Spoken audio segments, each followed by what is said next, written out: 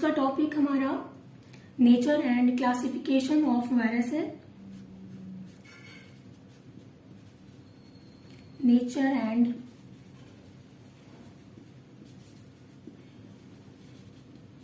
Classification of virus. First of all, we will discuss about nature of virus. Nature of virus. After that, we will discuss about classification.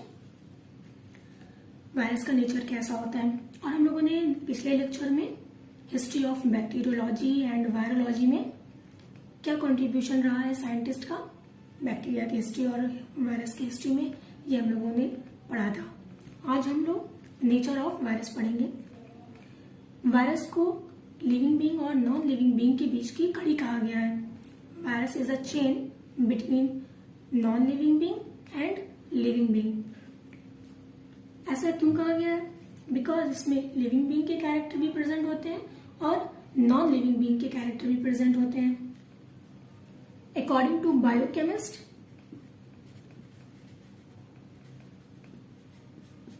Virus as a molecule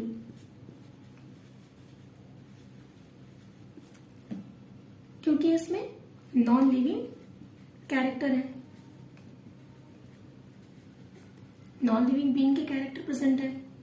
according to virologist, virus as a organism क्योंकि इसमें living character present है।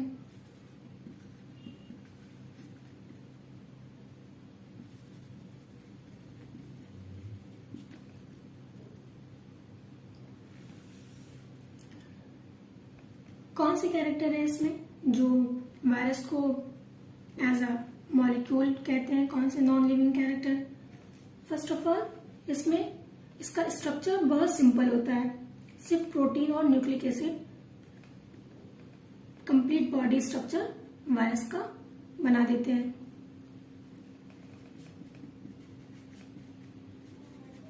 Simplest structure.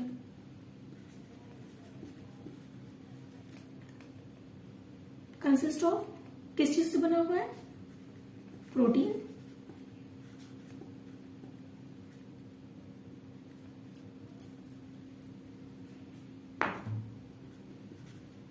And nucleic acid. Next, इसमें कोई भी cell structure नहीं होता है, कोई एनी सेलुलर स्ट्रक्चर। इसका मतलब क्या कि इसमें they do not have cell wall, cell membrane, nucleus, cytoplasm, cell organelles etcetera. Nothing, no any cell bonded structure. आप कह सकते हैं कि lack of cellular structure.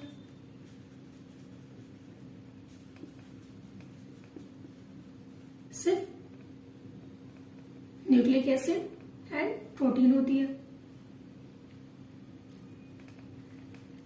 They do not have independent metabolism. इनका अपना खुद का मेटाबॉलिज्म भी नहीं होता है। ये हमेशा होस्ट पर डिपेंडेंट होते हैं, फूड को डाइजेस्ट करना हुआ या खुद अपना मल्टीप्लिकेशन करना हुआ। Do not have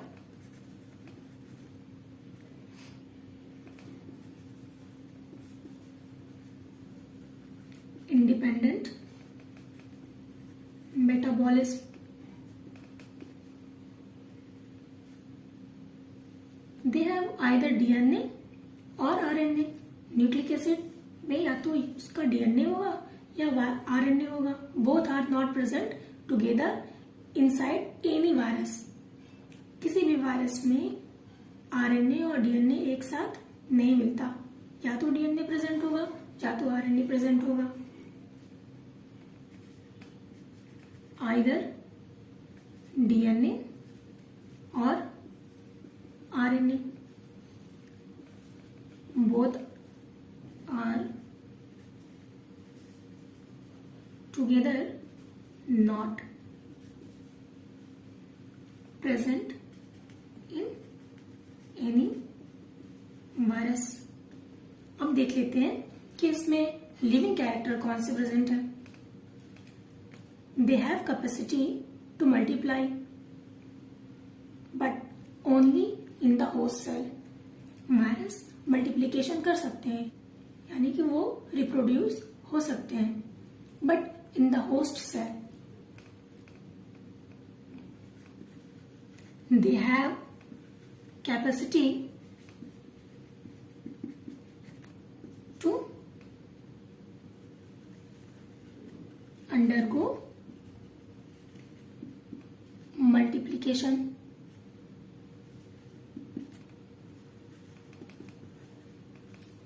but only in the host cell। MW Beijerinck ने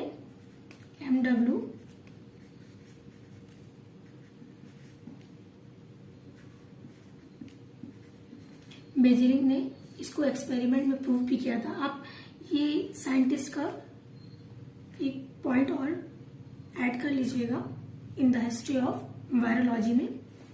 बेजिरिंग ने वायरस को टर्म दिया था कंटेनियम venom fluidum.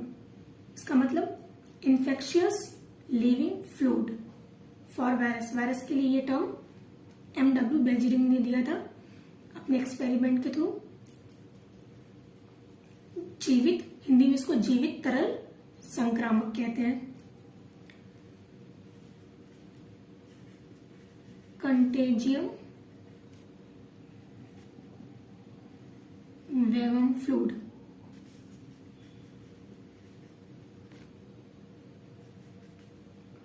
That is infectious living fluid।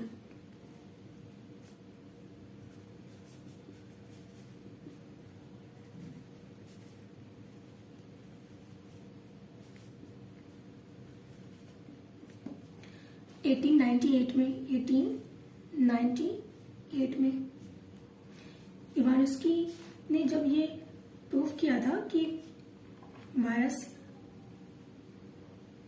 Filter paper से पास आउट हो जाता है और ये किसी भी हेल्थी लीफ को इन्फेक्ट कर सकता है। आफ्टर दैट WM बेजिरिंग ने ये बताया कि ये सिर्फ इन्फेक्ट ही नहीं करता, इसके अंदर मल्टीप्लिकेशन होने की भी कैपेसिटी है। क्योंकि इन्होंने क्या किया था कि उस इन्फेक्टेड जो फ्रूट था उसको एक लीफ पे लगाया, वो इन्फेक्ट हुई, उससे निकाल करके फिर दूसरी लीफ पे लगाया, फिर नेक्स्ट लीफ पे।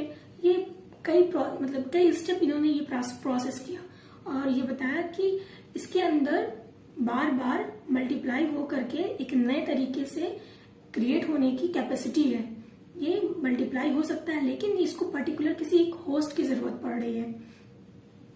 विदाउट होस्ट ये दे कैन नॉट मल्टीप्लाई। और अगर ये एज अ सिर्फ टॉक्सिन होता तो इसकी कैपेसिटी धीरे धीरे कम भी हो जाती। बट ये टॉक्सिन तो है ही, बट साथ ही साथ ये एक जिंदा टॉक्सिन है जो कि नेक्स्ट जा रहा है जब किसी भी लीफ पे, सिंपल हेल्दी लीफ पे, तो वो वापस मल्टीप्लाई करके एक as a new born generation बना रहा है एक तरीके से वो। ओके, आप ये कंट्रीब्यूशन भी वायरस की हिस्ट्री में ऐड कर लीजिएगा MW बेजिरिंग को after Ivanovsky.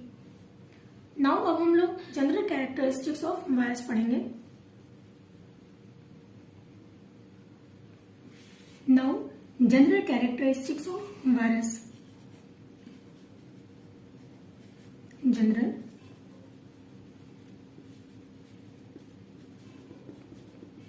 Characteristics of virus. चीजें आपको बुक में और अदर बहुत सी प्लेसेस में मिलेंगी, बस बातों को आप समझ लेंगे एक बार तो आप उसको लिख सकते हैं। मैं पूरे जो मैं बोल रही हूँ उसको एज अ लैंग्वेज में भी आप नोट कर सकते हैं। Virus ultra microscopic, non cellular, non cytoplasmic and infectious agent है। Okay, ultra microscopic virus are ultra microscopic. आप लैंग्वेज को नोट कर सकते हैं जो मैं बोल रही हूँ। मैं शॉर्ट टर्म को बस लिखूंगी।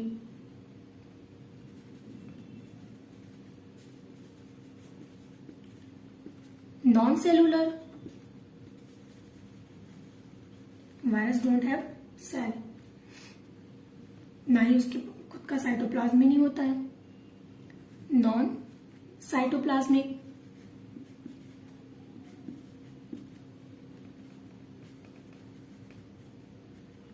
And infectious agent.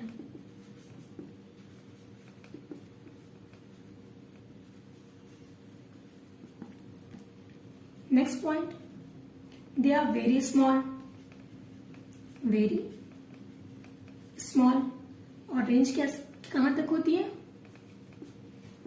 20 to 350 nanometre. Virus दो फॉर्म में एग्जिस्ट करते हैं, एक इंट्रासेलुलर और एक एक्स्ट्रा सेलुलर। जो एक्स्ट्रा सेलुलर फॉर्म होता है वायरस का, वायरस के एग्जिस्ट करने का, वो कंप्लीट स्ट्रक्चर होता है जिसमें nucleic acid and protein both are present. For example HIV, influenza, dengue. कुछ वायरस इंट्रासेलुलर फॉर्म में एग्जिस्ट करते हैं, only nucleic acid is sufficient to cause any disease और and also symptom.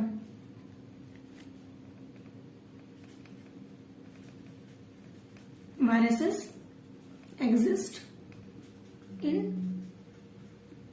two different form, intracellular and extracellular. Intracellular, extracellular. Intracellular में सिर्फ nucleic acid is sufficient as a complete whole structure of virus, and extra cellular में protein plus nucleic acid दोनों होता है। For example intracellular virus के example कौन से हैं? For example tuberculosis, typhoid, malaria etcetera. Extra cellular form में कौन से वायरस एग्जिस्ट करते हैं? For example HIV, influenza,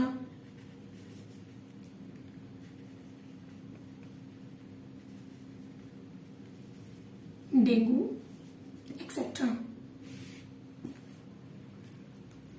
Now next point, viruses are smaller than bacteria because they pass out through bacteria proof filter.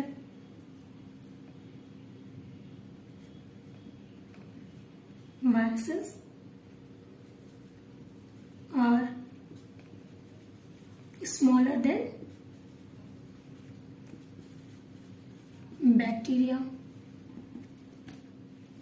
because they pass through bacterial proof filter.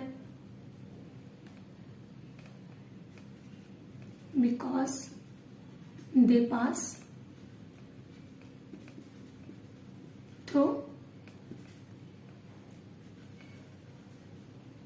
bacteria proof filter.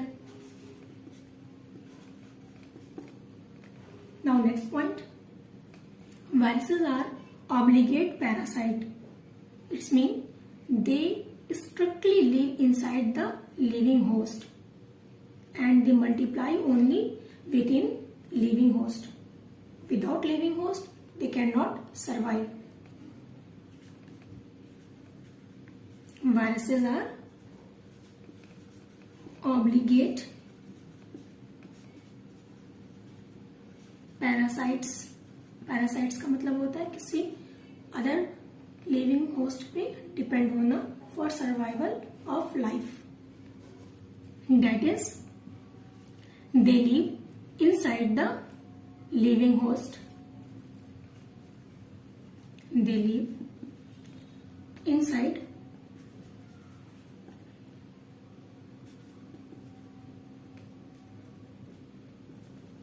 living host always, and also multiply only within living host, and multiply only within living host. Now next point, the genetic material in virus is either DNA or RNA. The genetic material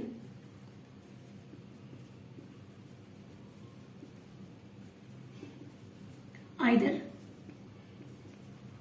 DNA और RNA, या तो DNA होगा या तो RNA होगा. Both are not found in particular virus together. एक साथ किसी भी वायरस में DNA और RNA नहीं होता. Both DNA and RNA never present या found in the same virus.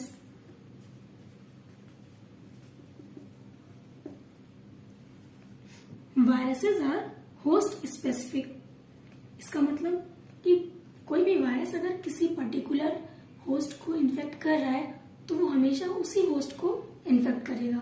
For example, अगर कोई वायरस लंग की सेल को इन्फेक्ट कर रहा है तो ऑलवेज लंग की सेल को ही इन्फेक्ट करेगा, बॉडी के किसी और अदर पार्ट को इन्फेक्शन नहीं पहुंचाएगा. अगर कोई वायरस स्टमक की सेल को इन्फेक्शन पहुंचा रहा है तो वो पर्टिकुलर स्टमक की सेल को ही इन्फेक्शन करेगा. इसका मतलब कि वायरस होस्ट स्पेसिफिक होते हैं, ऑलवेज ग्रो और multiply in the particular host. किसी पर्टिकुलर होस्ट में ही ये ग्रो करते हैं और मल्टीप्लाई करते हैं, अदर किसी पार्ट में नहीं. Viruses are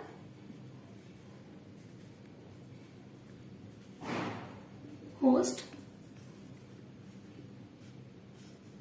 specific. They grow or multiply in the particular host. They grow and multiply in the particular host always. Okay. Now next point. Viruses are highly resistant to extremes of physical condition. Physical condition को ये बहुत तेजी से resist करते हैं. Viruses are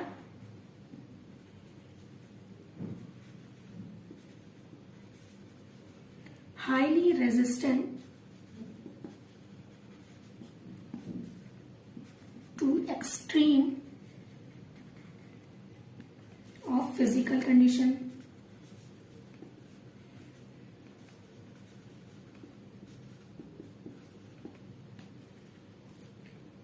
Next point, and it is last point, they do not grow in culture medium.